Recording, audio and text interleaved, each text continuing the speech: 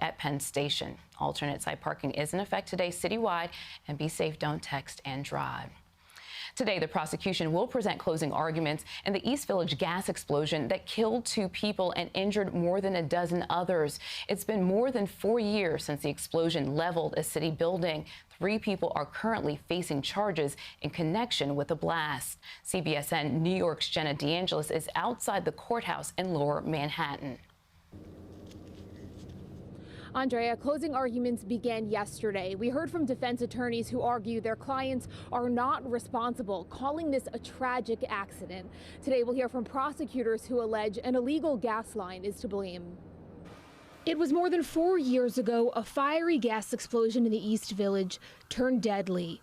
On March 26, 2015, Sushi Park busboy Moises Lacone and Nicholas Figueroa, who was at the restaurant on a date, were killed.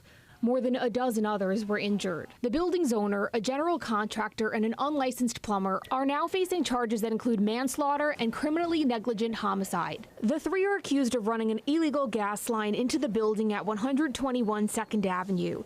Tuesday, closing arguments began in the case.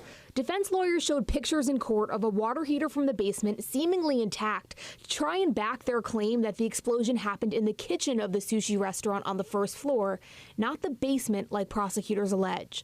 But the prosecution argues the building owner of several buildings had newly renovated apartments to lease, but no gas to service them.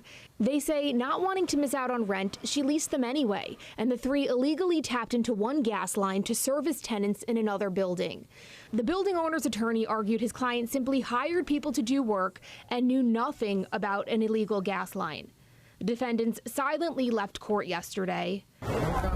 But the father of one of the victims says he hopes justice is served. I hope that the jurors will decide these people's fate in the right way, that they all go to jail for what they did. Soon, the 3 defendants could learn if that will be their fate. But first, we'll hear closing arguments from the prosecution today in the case. In Lower Manhattan, Jenna DeAngelis, CBSN, New York.